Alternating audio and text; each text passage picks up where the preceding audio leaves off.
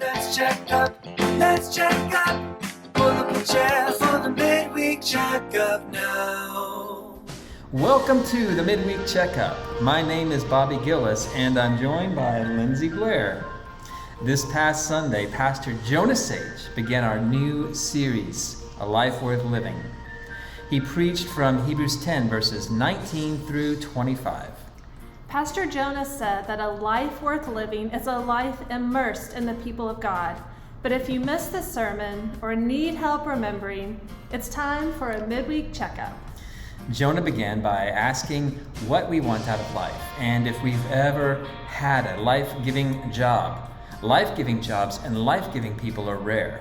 For 10 chapters now in Hebrews, we've heard that Jesus is better than the angels and the prophets. We've heard Jesus' work is better than the old covenant, the old law, the old priesthood, and the old sacrifices. And if Jesus is better and his work is better, then what must that mean for the life he's invited us into? The life Jesus invites us to, a life worth living, is a life lived together. If we want to experience the life-giving way of Jesus, we have to trade me for we. Jesus saves a me to make a we. Do you understand? You are saved so you can be adopted into a family, the church. And this is hard to accept because we've all been hurt by others. We're scared and skeptical of words like community. We have to make a decision. Is our way of life giving?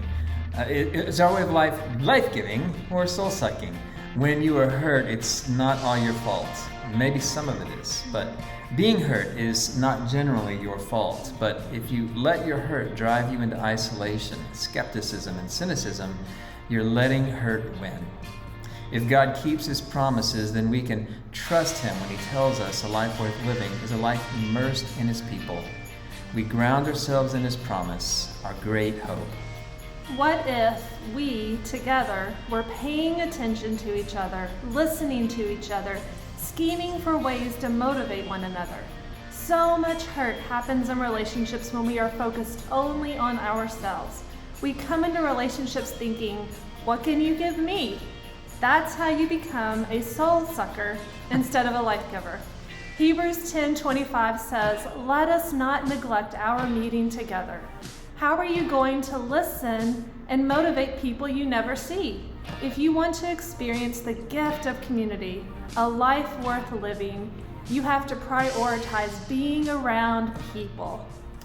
And what if we encouraged each other when we met? If you have a life-giving person in your life, they are encouraging, right? Don't they breathe hope into you?